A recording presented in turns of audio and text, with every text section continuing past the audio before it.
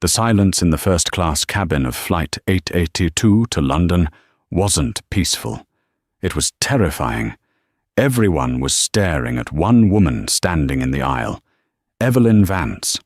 She wasn't shouting. She wasn't making a scene. She was simply holding her boarding pass for seat 1A.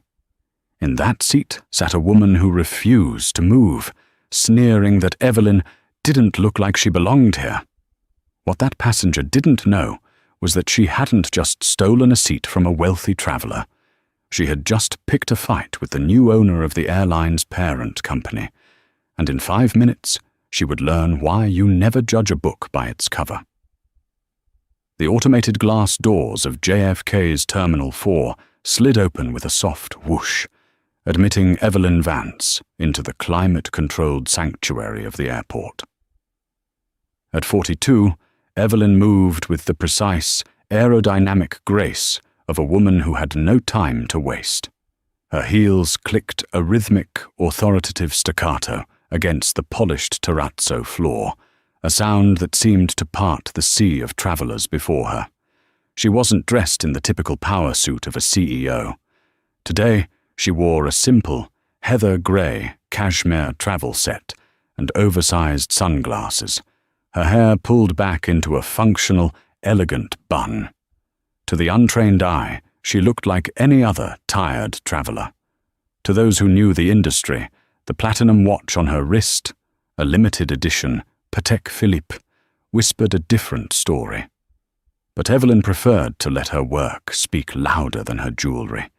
She was the CEO of Vantage Systems, a global logistics and AI firm that had quietly become the backbone of modern aviation.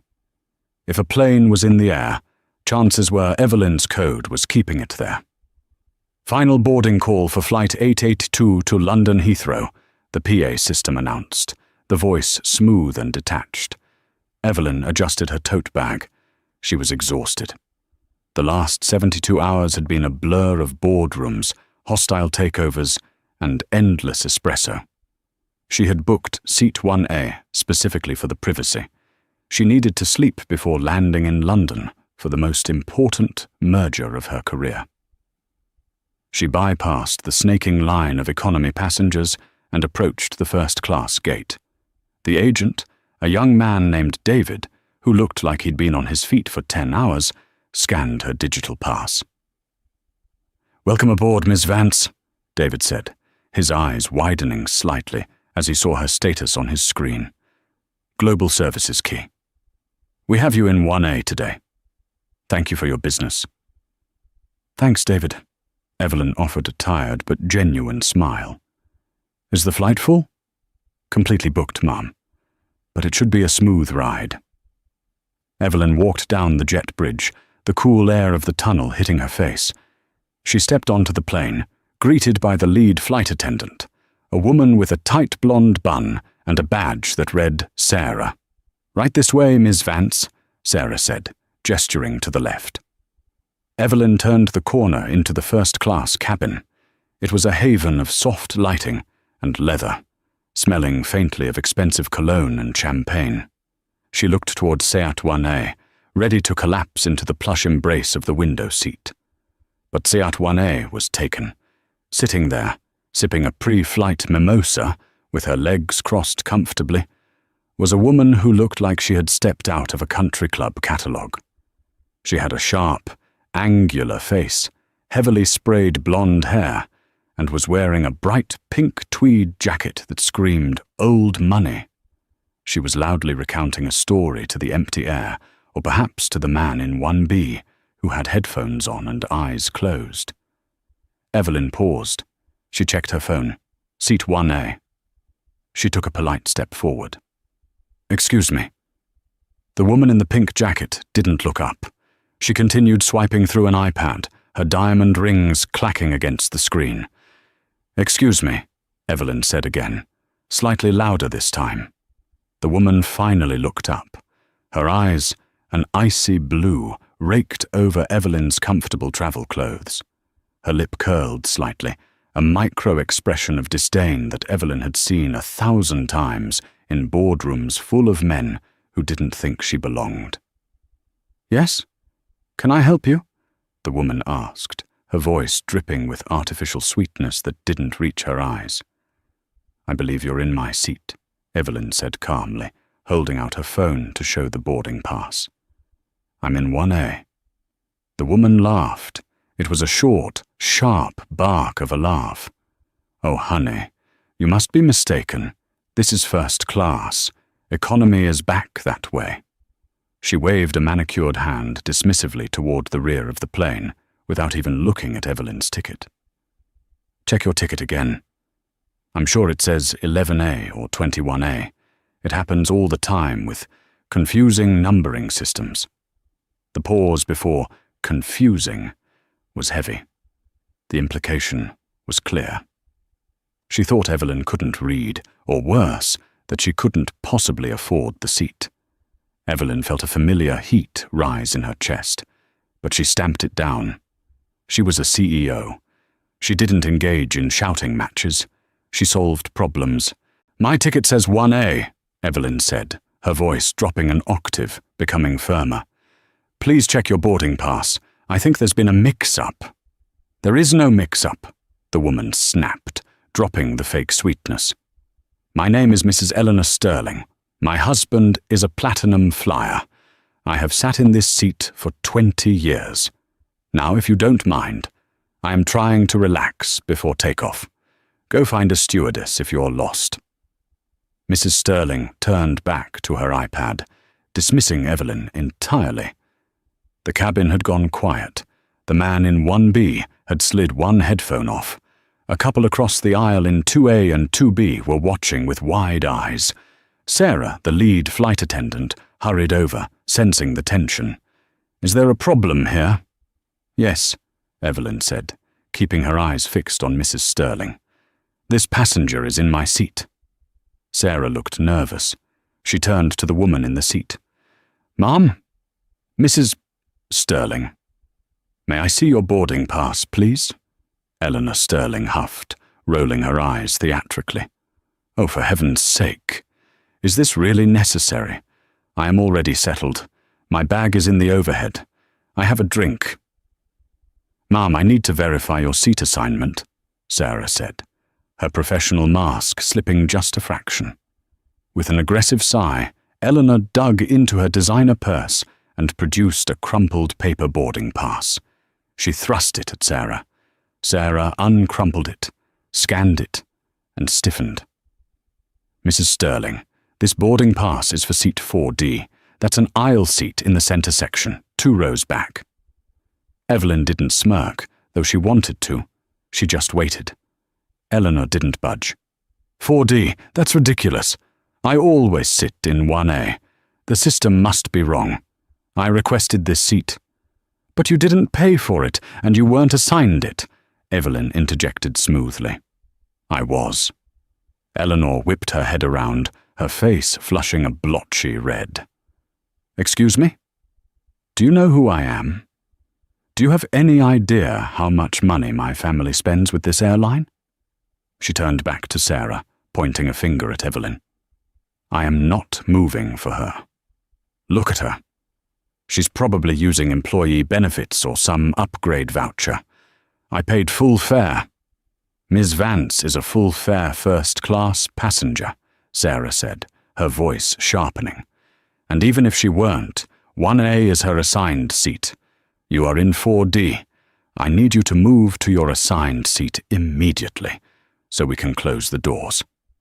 "I will not," Eleanor declared, crossing her arms. "I am comfortable. She can take 4D. It's the same cabin, isn't it? What's the difference? Let her sit back there." "The difference," Evelyn said, leaning in, her voice low and dangerous, "is that I booked this seat. I paid for this seat, and I am going to sit in this seat. You are stealing." "Stealing?" Eleanor scoffed. "Don't be dramatic. It's a chair." "It's a contract," Evelyn corrected.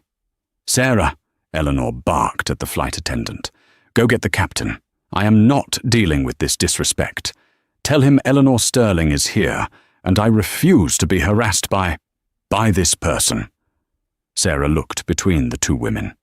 One was a calm, immovable force. The other was a volatile, entitled obstruction. Ma'am, the captain is doing pre-flight checks. I cannot disturb him for a seat dispute. You need to move. No, Eleanor said, settling deeper into the leather. I'm staying right here. If she wants to fly, she can take 4D or she can get off. Evelyn took a deep breath. She pulled out her phone and tapped the screen twice. She wasn't texting a friend. She was opening the direct line to the airline's operations center, a number only given to the top 0.01% of partners. Sarah, Evelyn said softly, don't get the captain yet. Give me 1 moment. Eleanor laughed again. Oh, look at her, calling her boyfriend. Gonna have him come beat me up. Evelyn ignored her. She held the phone to her ear. Yes, this is Evelyn Vance. ID code 99 Alpha Zulu. I'm on flight 882. We have a security situation in the first class cabin. A passenger is refusing to comply with crew instructions and is hostile. No, not violent yet. Just entrenched. Yes, I'll hold. Eleanor's eyes narrowed. Who are you talking to? Evelyn lowered the phone. I'm talking to the people who actually own the plane. Mrs. Sterling. You have 30 seconds to move to seat 4D, or things are going to get very complicated for you. You're bluffing, Eleanor sneered. You're nobody. Time's up, Evelyn whispered. The tension in the cabin had shifted from awkward to suffocating. The other first-class passengers were no longer pretending to ignore the scene. Phones were out. The man in 1B was recording, his phone discreetly propped against his knee. Sarah, the flight attendant, was flushed. She had dealt with difficult passengers before, drunks, nervous flyers, people upset about the meal choices. But Eleanor Sterling was a different breed of problem. She was a woman who truly believed the rules of physics and society suspended themselves in her presence. Mrs. Sterling, Sarah tried one last time, her voice straining for authority. This is a federal regulation. Failing to follow crew member instructions is a crime. Please move to 4D. I am not moving for a woman who looks like she should be serving the drinks, Eleanor shouted. The mask was fully off now. The racism that had been simmering beneath her confused act boiled over. The cabin gasped. The couple in row 2 audibly reacted. Whoa, lady, that's too far, the man in 2A said. Evelyn didn't flinch. In fact, her posture straightened. She had faced boardrooms full of men who thought the exact same thing, but were too polite to say it. Eleanor's outburst just made things easier. It was now a matter of record. Thank you, Evelyn said calmly. You've just made this much simpler. At that moment, the cockpit door opened. Captain Mark Reynolds stepped out. He was a seasoned pilot, grey at the temples, with the weary look of a man who just wanted to get to London on time. He adjusted his cap, his eyes scanning the scene. What is going on back here? Reynolds asked, his voice booming slightly in the confined space. We are 5 minutes past our pushback time. Why are the doors still open? Eleanor lit up. She unbuckled her seatbelt and practically leapt up, though she stayed in the footwell of seat 1A, blocking access. Captain, thank God. This stewardess is incompetent, and this passenger is harassing me. I am Eleanor Sterling. My husband is Robert Sterling, the hedge fund manager. We are personal friends with the VP of operations for this airline. Captain Reynolds looked at Eleanor, then at Sarah, and finally at Evelyn. When his eyes landed on Evelyn, he paused. He squinted slightly. He didn't recognize her face immediately. Evelyn was low profile in the media, but he recognized the way she stood. And he recognized the Vantage Systems logo on the tag of her tote bag. Sarah, what's the issue? Reynolds asked, keeping his tone neutral. Mrs. Sterling is in seat 1A. Her boarding pass is for 4D. She is refusing to move. She has insulted the actual passenger for 1A, and she is delaying the flight." Reynolds sighed. He turned to Eleanor. "Ma'am, you need to take your assigned seat. We cannot leave the gate until everyone is seated properly." "Captain, surely you can make an exception," Eleanor wheedled, changing tactics to flirtatious charm. "I have bad knees. I need the bulkhead." "This woman," she gestured vaguely at Evelyn, "is young. She can sit anywhere. Just upgrade her to, I don't know, sit her in the cockpit for all I care. But I am not moving." Reynolds looked at Evelyn. "Ma'am, I apologize for this. To get us in the air, would you be willing to—" "Captain Reynolds," Evelyn cut him off. Her voice was not loud, but it had the weight of a judge's gavel. "My name is Evelyn Vance. I am the CEO of Vantage Systems. We supply the navigational AI for your flight deck. I am also currently in the middle of acquiring the logistics firm that handles your airline's fuel contracts in London. If I do not get to London on time and rested, that deal falls through. If that deal falls through, your airline's fuel costs go up by 15% next quarter." The captain's face went pale. He knew Vantage Systems. Every pilot knew Vantage. Their software was the gold standard. And he knew the rumors about the fuel merger. "And," Evelyn continued, "I have a zero-tolerance policy for bigotry. This woman just questioned my right to be here based on my appearance. If you ask me to move to accommodate her, I will be forced to reconsider my company's relationship with this airline." The silence that followed was absolute. Even the air vents seemed to stop hissing. Eleanor scoffed, breaking the silence. "Oh, please. What a liar. Vantage Systems. Never heard of it. She's making it up, Captain. Look at her shoes. They're practical. CEOs wear Gucci." Captain Reynolds ignored Eleanor. He looked at Evelyn with new respect and a hint of fear. "Miss Vance, I wasn't aware. My apologies." He turned to Eleanor. The polite customer service veneer was gone. "Mrs. Sterling, grab your bag." Eleanor blinked. "Excuse me? Grab your bag. You are leaving this aircraft." What?"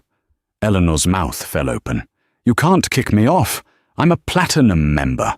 My husband—" "I don't care if your husband is the president," Reynolds said, stepping closer.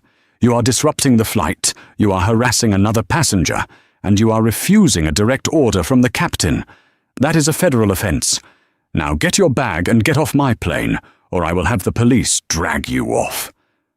Eleanor's face contorted into a mask of pure rage. "You will regret this. I will have your badge. I will sue this airline into the ground. And you—" She pointed a shaking finger at Evelyn. "You're going to pay for this. You think you're special? You're nothing." "I'm the woman sitting in 1A," Evelyn said simply. Eleanor shrieked, a high, shrill sound, and slammed her hand onto the call button console, cracking the plastic. "I am not leaving. I demand my rights."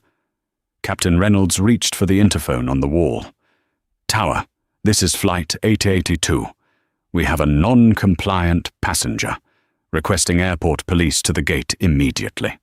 "Police?" Eleanor laughed manically. "Good, let them come.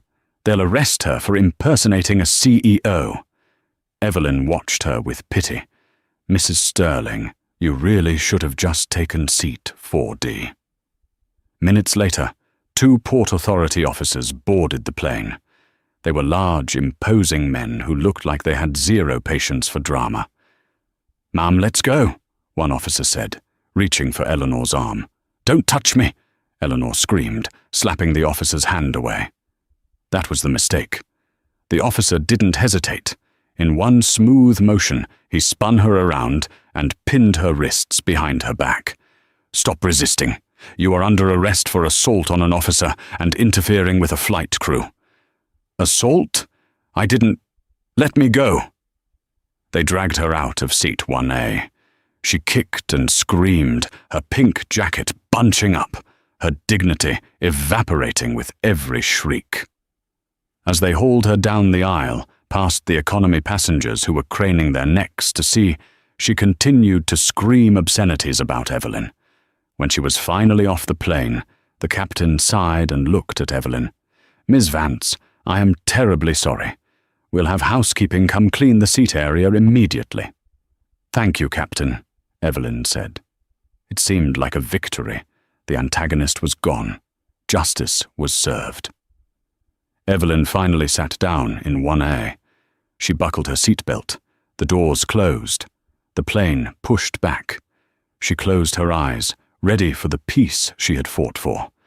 But as the plane taxied toward the runway, the intercom crackled. "Ladies and gentlemen, this is the captain. I'm afraid I have some bad news. We've just received an order from air traffic control. All departures are currently halted. We are being ordered to return to the gate." Evelyn opened her eyes. "What now?"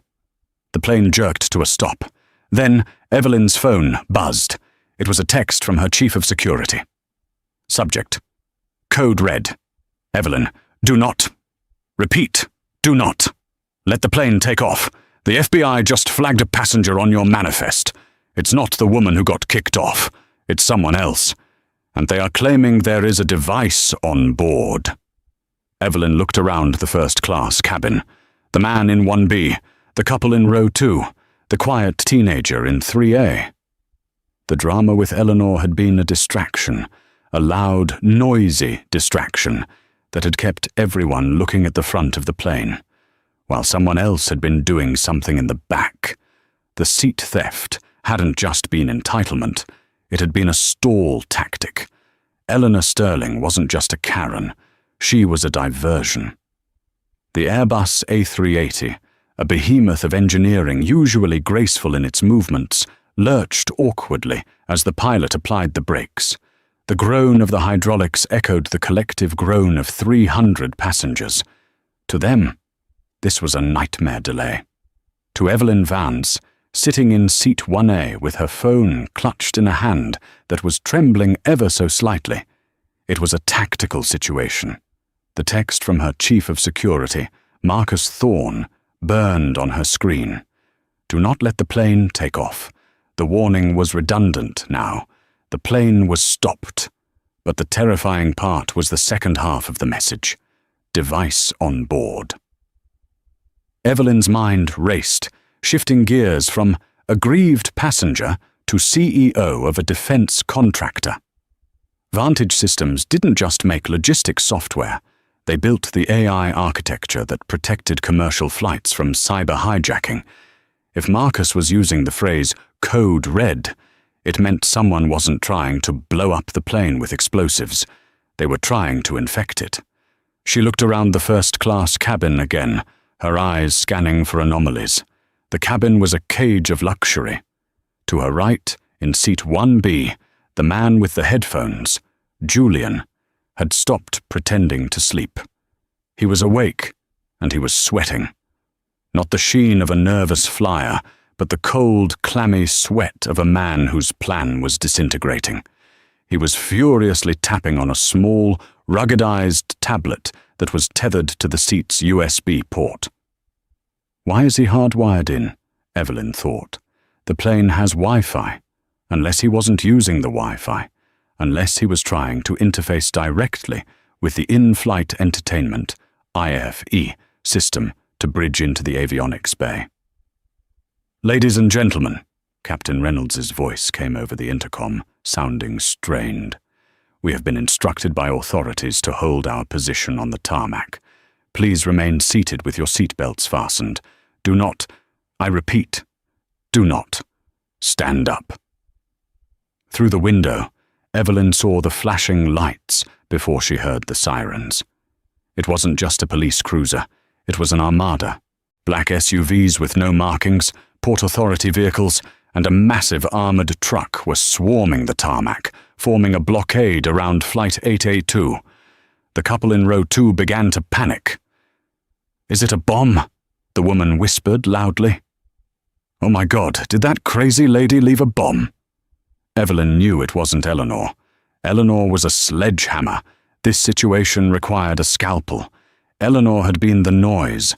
This, whatever was happening in seat 1B, was the signal.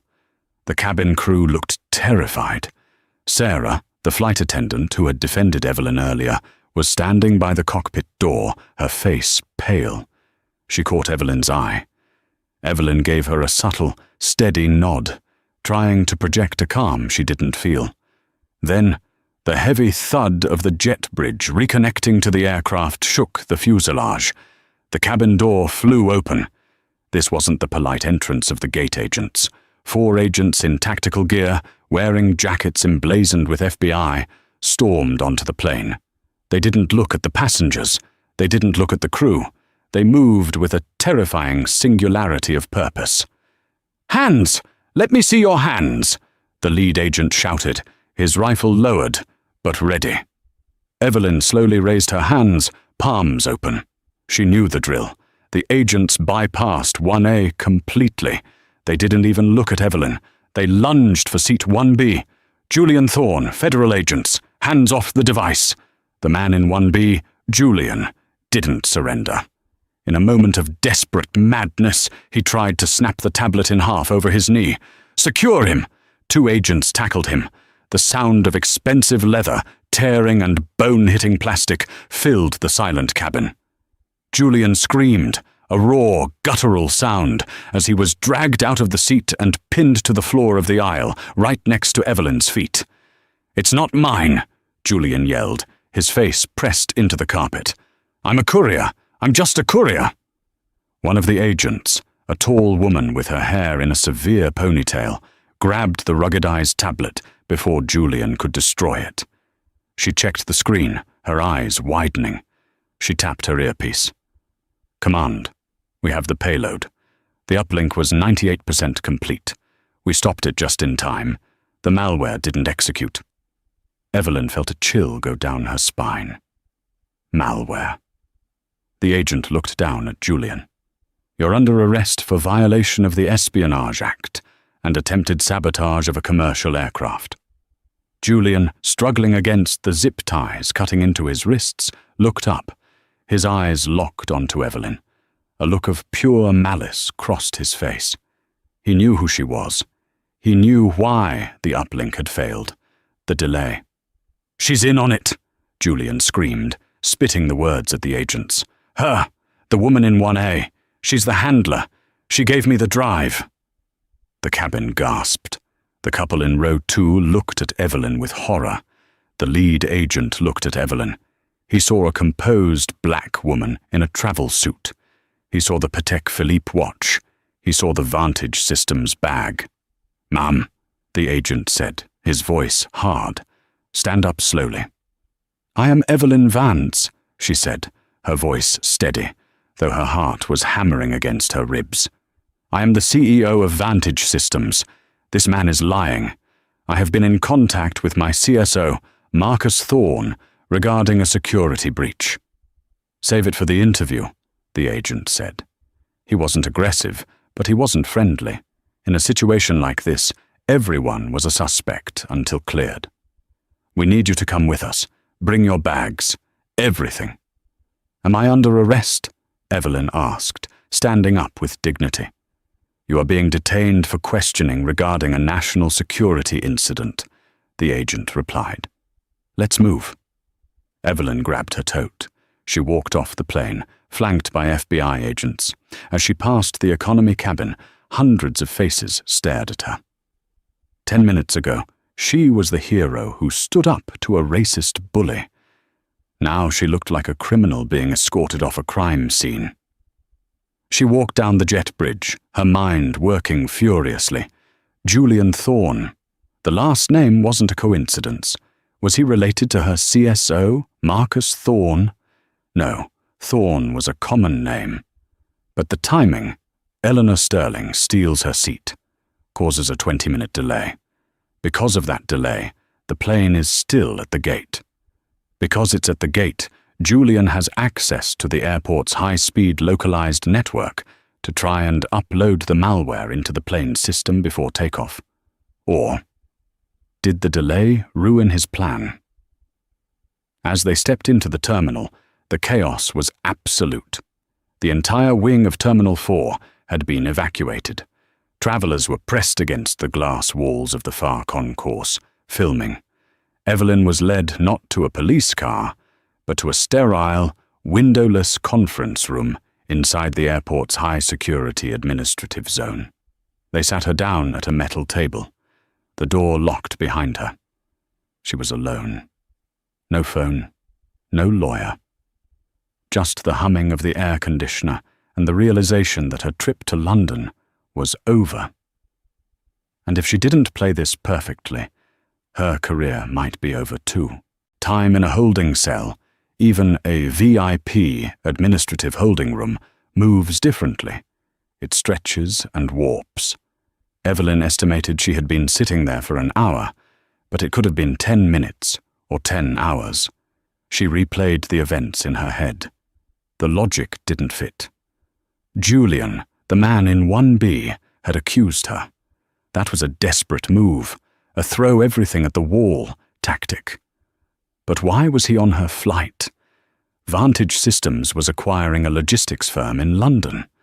The data on that tablet, if it was malware, it was likely designed to crash Vantage's stock price by causing a glitch in the airline's software, making her company look incompetent right before the merger.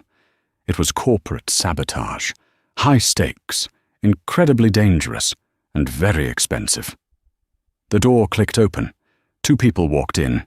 One was the FBI agent from the plane, the woman with the ponytail. The other was a man in a suit that cost more than Evelyn's car. He looked familiar. "Ms. Vance?" the man said, extending a hand. "I'm Assistant Director Miller, FBI Cyber Division, and I apologize for the theatrics on the plane. We had to be sure." Evelyn didn't shake his hand. She kept hers folded on the table. "You detained the CEO of the company that built the software you're currently trying to save, Director Miller. I expect my phone back immediately." Miller sighed and placed her phone on the table. "We checked it. You're clear. Your text thread with Marcus confirms you were alerting us, not aiding the suspect. But we have a problem." "The problem," Evelyn said, picking up her phone and checking her messages, "is that Julian Thorne claims I'm his handler, which is absurd." "It is," Miller agreed, sitting opposite her. "We know who Julian is. He's a mercenary hacker. High-end. He usually works for foreign intelligence, but occasionally he takes private contracts. He was attempting to inject a dormant virus into the flight control system. It wouldn't have crashed the plane, but it would have caused ghost readings, false fuel shortages, phantom engine failures, which would have grounded the entire fleet using Vantage software," Evelyn finished. "My company's stock would plummet, the merger would fail, and whoever hired him would short the stock and make billions." "Exactly," Miller said. "But here is the twist, Ms. Vance. Julian's upload required a hardline connection to the seat for exactly 18 minutes after the avionics systems were fully booted up." Evelyn's eyes narrowed. The avionics boot up during the pre-flight check, usually 20 minutes before pushback. "Correct," Miller said. "If the flight had left on time, at 8:45 p.m., the connection would have been severed when the plane switched to internal power for taxiing. The upload would have failed. He needed the plane to sit at the gate, with the engines off and the ground power unit connected, for an extra 15 minutes. Evelyn felt the realization hit her like a physical blow. The pieces slammed together. "Eleanor," she whispered. Miller nodded. The delay. The argument over the seat. It lasted exactly long enough. The argument started at 8:40. She refused to move. The captain got involved. The police were called. The plane didn't push back until 9:05. That 25-minute window gave Julian the time he needed to finish the upload. If we hadn't raided the plane when we did, he would have succeeded. "So," Evelyn said, her voice turning cold, Eleanor Sterling wasn't just a racist woman having a bad day. She was a clock. We think so, Miller said, but we can't prove it. She's in holding cell B down the hall. We charged her with interfering with a flight crew. She's calling her lawyer, screaming about suing the airline. She thinks she's going home with a fine. If she's a co-conspirator in a cyber-terrorist attack, she's looking at 20 years in federal prison. But we need a link. Evelyn stood up. She smoothed her skirt. The exhaustion was gone, replaced by the icy clarity that made her a CEO. "Let me talk to her," Evelyn said. "Ms. Vance, that's highly irregular. You're a civilian." "I'm the victim," Evelyn corrected. "She targeted me. She targeted my company. And frankly, Director, you don't have a link. You have a coincidence. You need her to slip up. And she won't slip up with you. She sees you as the help in a cheap suit. She sees herself as untouchable." Evelyn walked to the mirror on the wall, checking her reflection. She looked impeccable, despite the stress. "She thinks she's better than me," Evelyn said, turning back to Miller. "She thinks I'm beneath her. Use that. Let me go in there. She'll want to gloat. And when she gloats, she'll talk." Miller looked at his partner. The female agent shrugged. "We can wire the room. It's admissible if she speaks voluntarily to a non-law enforcement entity." Miller looked back at Evelyn. 5 minutes. But if she gets violent, we're coming in. "She won't get violent," Evelyn said, a dark smile playing on her lips. "She's a lady of leisure. She'll just get chatty." Evelyn followed the agents down a stark white hallway. They stopped at a heavy steel door marked Room 2. "She's in there," Miller whispered. "We're listening." Evelyn took a deep breath. She didn't enter as the victim. She entered as the boss. She pushed the door open and stepped inside. Eleanor Sterling was sitting at a small table, her pink jacket rumpled, her mascara running slightly. She looked miserable. But the moment she saw Evelyn, her posture stiffened. The arrogance returned instantly, like a reflex. "You!" Eleanor hissed. "This is all your fault. I've been sitting here for 2 hours. Do you know who I am?" Evelyn closed the door gently. She didn't sit. She stood by the door, looking down at Eleanor with an expression of bored pity. "I know exactly who you are, Eleanor," Evelyn said softly. "You're the woman who just lost everything." "Don't be dramatic," Eleanor scoffed, waving a hand. "Robert is calling the senator. I'll be out of here in an hour. And then I'm suing you for harassment. I'm suing the airline. I'm suing everyone." "There won't be a lawsuit, Eleanor," Evelyn said, walking closer, "because you aren't being charged with a seat dispute. You're being charged with treason." Eleanor blinked. The word hung in the air. "Treya what? Don't be stupid." "The man in 1B, Evelyn lied smoothly. "Julian. He's talking. He's telling the FBI everything. He told them about the deal. It was a gamble, a massive bluff." Evelyn watched Eleanor's face closely. She needed a micro-expression, a twitch, a widening of the eyes, a swallow. She got more than that. Eleanor's face went chalk white. Her hand started to shake. I don't know a Julian," Eleanor stammered. "I don't know what you're talking about." "He said you were easy," Evelyn pressed, her voice dripping with disdain. "He said he found you through a friend at the club. Said you needed some quick cash to cover some gambling debts? Or was it the credit cards your husband doesn't know about?" Evelyn was riffing now, reading the panic in Eleanor's eyes. Women like Eleanor always had secrets, usually financial ones. The facade of wealth often hid a mountain of debt. "It wasn't treason," Eleanor blurted out. "It was a prank. It was just a prank." "A prank?" Evelyn raised an eyebrow. "Grounding a transatlantic flight is a prank." "I didn't know about the plane," Eleanor cried, standing up, her composure shattering. He just said, he needed 10 minutes. He said if I made a scene and held the plane at the gate for 10 minutes, he'd give me $50,000. I needed the money, okay? Robert cut off my cards. It was just supposed to be a delay. I didn't know he was doing anything to the plane. Evelyn felt a surge of triumph, but she kept her face, impassive. $50,000? You sold out your country and risked 300 lives for $50,000? He said it was a protest, Eleanor sobbed. He said he was an activist. He said he just wanted to delay the flight to protest. Carbon emissions or something. I didn't know. You took money to interfere with flight operations, Evelyn said coldly. How did he pay you? Crypto, Eleanor wept, burying her face in her hands. He sent it to a wallet on my phone. I haven't even touched it yet. Please, you have to tell them. I'm not a terrorist. I'm Mrs. Robert Sterling. You were, Evelyn said. She turned to the door. Director Miller, I think we're done here. The door opened instantly. Miller walked in, looking grimly satisfied. Eleanor Sterling, Miller said, pulling a pair of handcuffs from his belt. Real ones this time, not the plastic zip ties.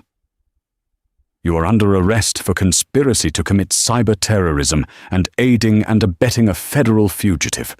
You have the right to remain silent. Eleanor screamed. It was a sound of pure, unadulterated horror. She lunged toward Evelyn. You tricked me! You tricked me! You b-e! Evelyn didn't flinch. She watched as Miller and another agent restrained Eleanor. I didn't trick you, Eleanor, Evelyn said, her voice calm and final. I just let you speak. You did the rest yourself. As they dragged Eleanor out of the room, Evelyn felt the adrenaline finally crash. She leaned against the table, taking a long, shaky breath. The plot was unraveled. The bad guys were caught. But the story wasn't over. Because now, the media was involved. And Evelyn Vance had a flight to catch, and a message to send to the world. The interrogation room was a sealed box, but the world outside was a coliseum. While Evelyn Vance had been dismantling Eleanor Sterling's defense in private, the digital world had been dissecting Eleanor's character in public. Evelyn stepped out of the holding area, flanked by Director Miller. The adrenaline was fading, replaced by a bone-deep weariness. She just wanted a coffee. She just wanted to get to London. Ms. Vance, Miller said, checking his phone. You might want to see this before you go out there. The terminal is active. He turned his screen toward her. It was a video playing on X, formerly Twitter. It had 14 million views. The video had been shot by the teenager in seat 3A. It was a crystal clear recording of the initial confrontation. It showed Eleanor sneering, I am not moving for a woman who looks like she should be serving the drinks. It showed Evelyn's calm, stoic response. It showed the captain kicking Eleanor off. But the video didn't stop there. A second clip, uploaded 20 minutes later, showed the FBI tackling Julian in seat 1B. The internet had connected the dots faster than the FBI. The trending hashtags were Dashar Seat Stealer, Yashdar's Flight 882, and Karma First Class. The narrative is out of control, Miller said grimly. People think she's a terrorist mastermind. They don't realize she was just a pawn. But the press is outside, dozens of them. We can escort you out a back way. Evelyn considered this. She smoothed her cashmere top. She adjusted her Patek Philippe watch. No, Evelyn said. I don't hide. Hiding makes me look guilty. I'll walk out the front. It's a zoo, Miller warned. I run a logistics company, Director, Evelyn said, putting on her sunglasses. I know how to handle a zoo. They walked into the main concourse of Terminal 4. The scene was blinding. Flashbulbs popped like strobes. Microphones were thrust over the security barriers. Ms. Vance, did you know the hacker? Evelyn, Is Vantage Systems compromised? What did Mrs. Sterling say to you?" Evelyn walked with her head high, ignoring the questions. She wasn't going to give a sound bite until she controlled the stage. But the real drama wasn't the press. It was the man standing near the airport police precinct desk, surrounded by high-priced lawyers. It was Robert Sterling, Eleanor's husband, the hedge fund manager, the platinum flyer. He looked immaculate in a navy bespoke suit, but his face was tight with suppressed rage. He wasn't looking at the cameras. He was looking at the door where the police were escorting Eleanor out for transfer to the Federal Detention Center. Eleanor emerged, handcuffed, flanked by 2 female officers. She looked wrecked. Her mascara was a black smear across her cheeks. Her pink jacket was torn at the shoulder. When she saw Robert, her face crumpled in relief. "Robert!" she wailed, pulling against the officers. "Robert, tell them who we are. Get me out of here." The press went silent. The cameras zoomed in. This was the money shot, the reunion of the power couple. Robert Sterling didn't move. He didn't rush to her. He didn't yell at the police. He simply adjusted his cufflinks and took a step back. "Robert!" Eleanor stopped struggling, confusion clouding her tear-streaked face. "Baby? Call the lawyer. Fix this." Robert spoke, his voice carrying clearly in the sudden silence of the terminal. It was a voice devoid of warmth, stripped of any marital affection. It was a business transaction voice. "I have spoken to the lawyers, Eleanor," Robert said. "They are representing me." Eleanor blinked. "What? What about me?" "You are being charged with federal crimes under the Patriot Act," Robert said coldly. "Conspiracy to commit cyber-terrorism. The assets of anyone associated with you are subject to immediate freeze and seizure." He took another step back, physically distancing himself from her. "I manage $4 billion in assets, Eleanor. I cannot have my accounts frozen because you decided to take a bribe from a hacker to pay off your gambling debts." The crowd gasped. The gambling debts. He knew. "Robert, please!" Eleanor sobbed. "I did it for us. I needed the money so you wouldn't find out. And in doing so," Robert continued, "you destroyed our reputation. The firm's board has already called me. They are demanding a statement." He looked at the police officers. "Officers, do what you have to do. I have no relation to this woman's actions. In fact, my legal team will be filing for divorce in the morning. Irreconcilable differences and criminal misconduct." "Divorce!" Eleanor screamed, her legs giving out. The officers had to hold her up. "You can't! I'm your wife!" "You're a liability," Robert said, "and I don't keep liabilities." He turned his back on her. He walked away, his lawyers forming a phalanx around him, shielding him from the cameras.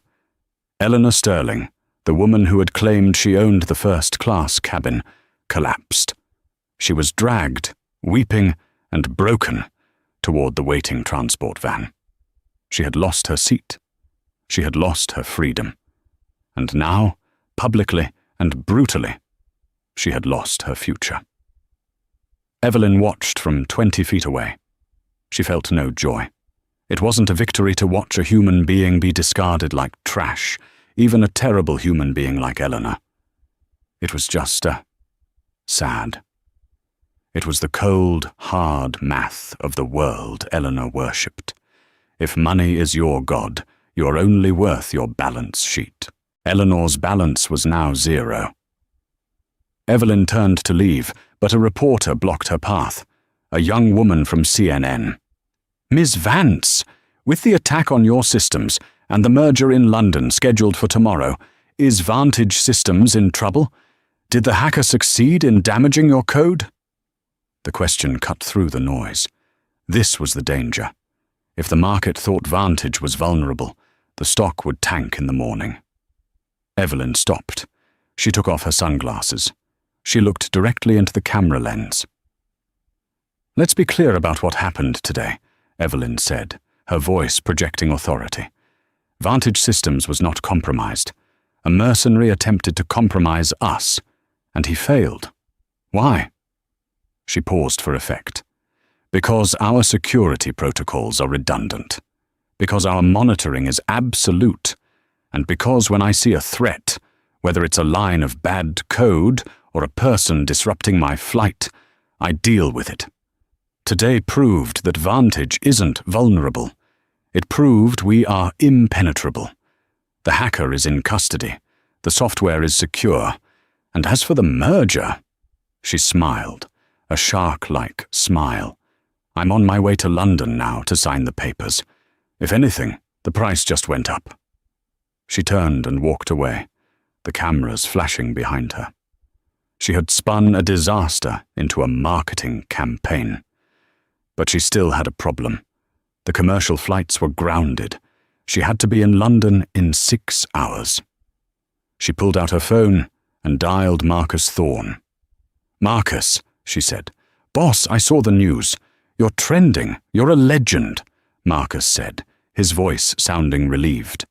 "I don't need to be a legend, Marcus. I need to be in London. The commercial fleet is grounded for investigation.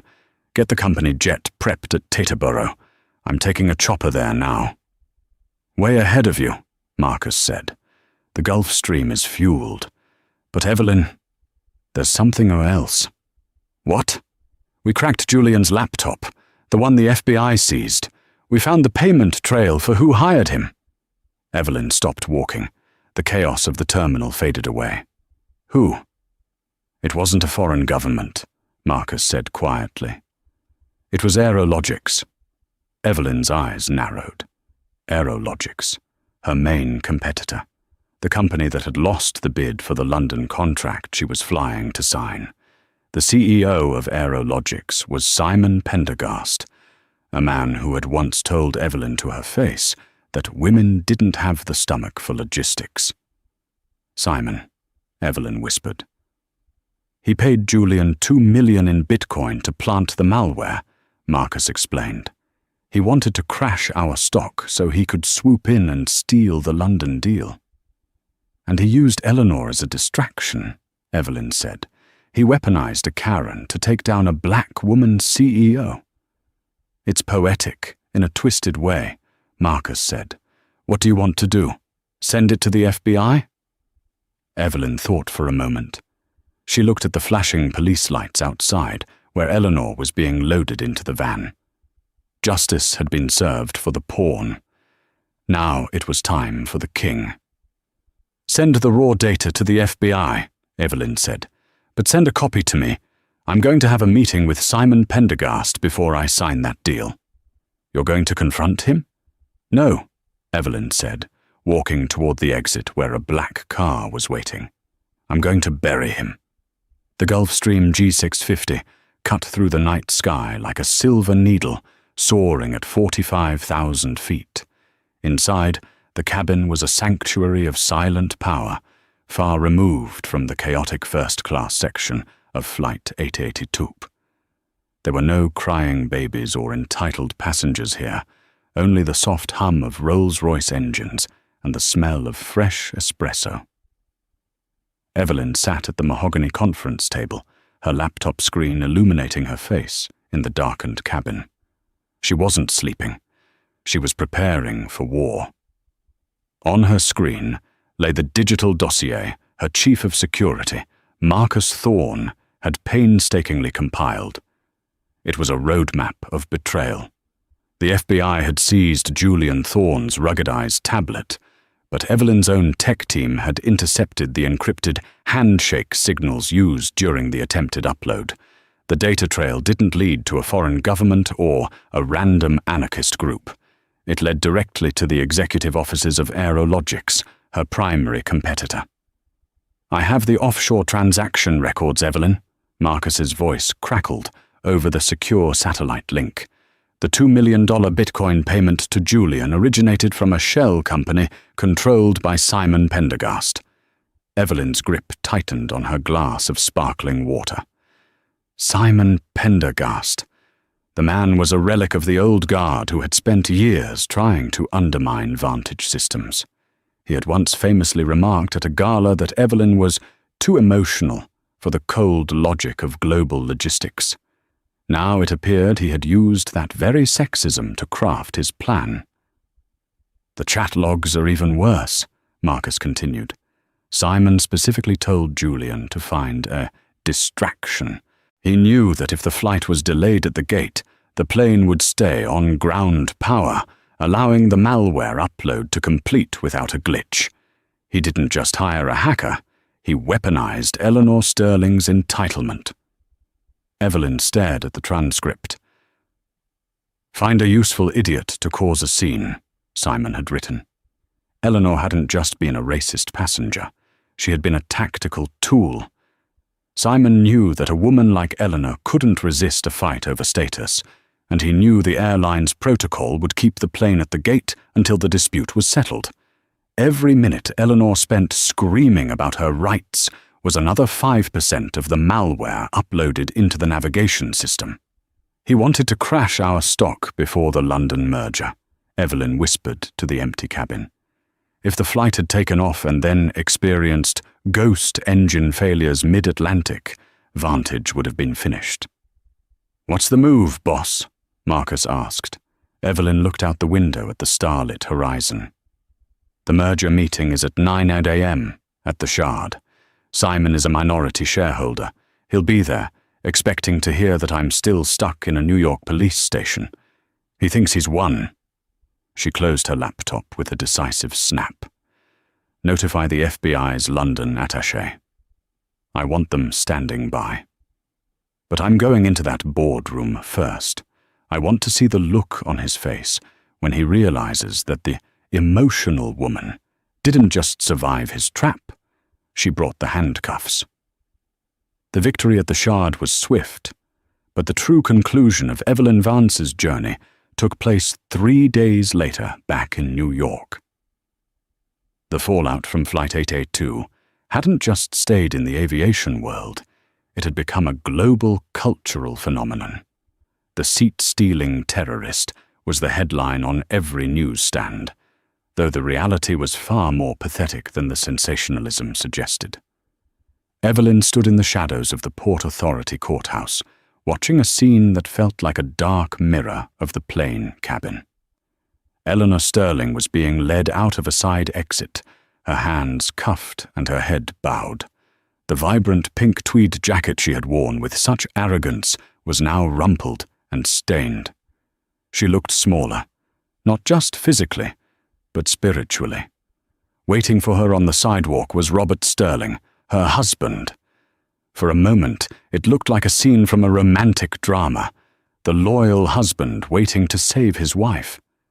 But as Evelyn watched, she realized the air between them was cold enough to crack glass. "I've spoken to the board, Eleanor." Robert's voice was audible even from a distance, stripped of any warmth. "They've seen the video. They've seen the FBI report. My firm's reputation is in free fall because of your prank for a payout. I'm not paying the bail." Eleanor's head snapped up, her eyes wide with a terror far greater than when the police had grabbed her. "Robert, you can't be serious. I did it for us, to cover the losses. I'm your wife." "You were a liability," Robert replied, his voice flat. He handed a small envelope to her lawyer and didn't look back at her again. "The divorce papers are inside. Don't call me. I've already had the locks changed at the Hamptons and the Penthouse." As Robert's town car pulled away, Eleanor collapsed onto the concrete, wailing, a sound of pure, unadulterated consequence. She had spent a lifetime using her name as a shield, only to find that when the shield is forged from vanity, it shatters at the first sign of heat. Evelyn stepped out from the shadows. She didn't feel the triumph she expected. She felt a profound sense of clarity. She walked toward her own waiting SUV, where Marcus Thorne was holding the door. "Simon Pendergast was just denied bail in London," Marcus reported, checking his tablet. "And the airline just sent a formal notice. They're renaming the first-class lounge at JFK after you, the Vance Executive Sanctuary.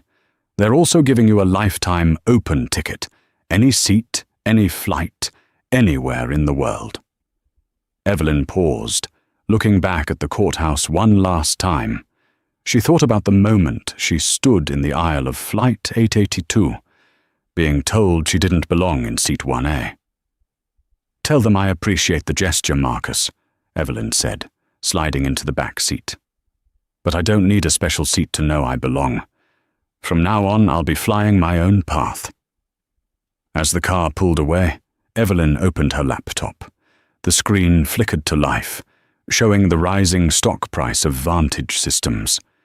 She had survived the distraction, outplayed the predator, and proven that in a world of useful idiots, the most dangerous person in the room is the one they never saw coming.